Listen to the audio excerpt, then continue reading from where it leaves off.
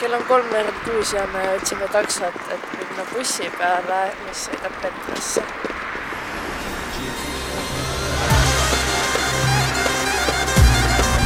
Siin autos ei ole tagaistmete turvaveesid.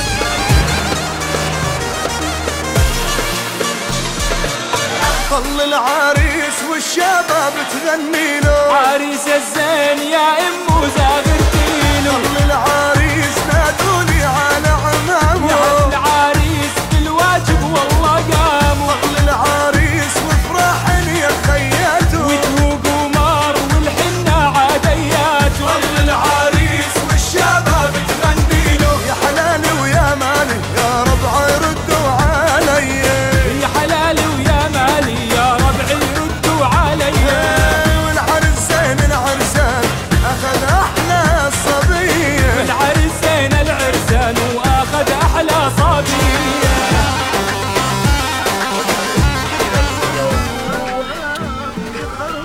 Lähme vaatame, kas saame hotellis tuppa sisse. حي العريس الغالي أبو زيد الهلالي ما في شبي بحالاته مثل البدير العالي يا غالي أنت منه وأغلى منك ما عنا والله تطلب وتمنه وانت علينا غالي نور القمر من جبينك كل الناس محبينا شهم وطيب ما في مثلك والله. Me kõnnime praegu antiiksesse Petra linna, mis oli 2100 aastat tagasi kohaliku impeeriumi pealinn. Oma õitsengu saavutas Petra tänu idamaadest tulevatele kaubateedele ning seetõttu oli võimalik väikesel impeeriumil eksisteerida suure Rooma impeeriumi kõrval.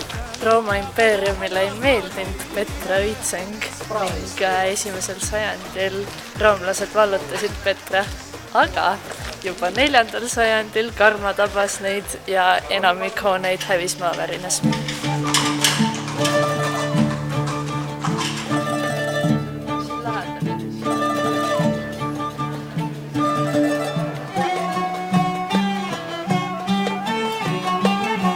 Peale maavärinaid linna tähtsus hääbus ja see vajus unustas ta hõlma. Sellest teadsid ainult kohalikud araablased kuni 19. sajandini, kuni selle avastas taas Šveitsi maadeavastaja.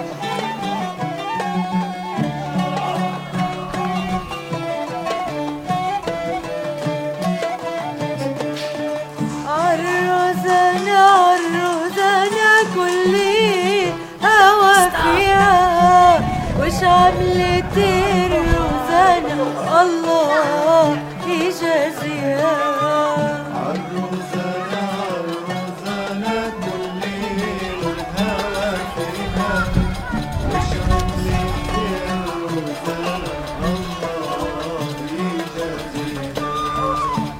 رايحين حالة حبي معاكم راح يا محملين العنب فوقين عنب تفاح عروسنا كل الهوى فيها وش عملت الروزانة الله يجازيها كل من حبيب ومعه وانا حبيبي راح يا ربي نسمة هوا ترجع الولد ليا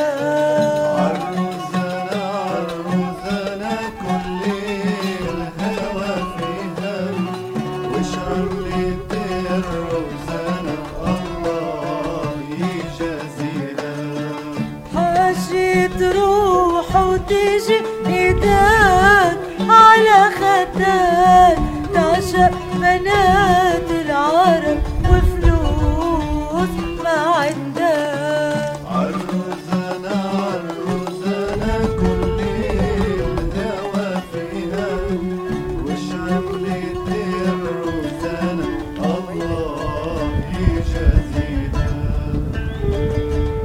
Niisiis me tulime umbes kilomeetri jagu ülesse või isegi rohkem, et näha Indiana Jonesi vaadet ja nüüd me lähme sama teed tagasi alla.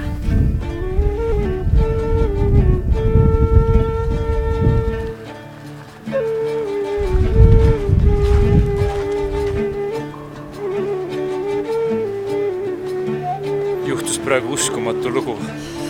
Keset Petra linna. Mina vaatan Oppo firma pood ja ma sain endale lõpuks uue ekraani kiletelefonile. Kertu tellis väikese shawarma ja vaadake, mis ta sai. Terve kuhja toitu. Miks nad panevad nii väiksest rõvast pildi? Ja siis toovad mulle siukse hunniku ette.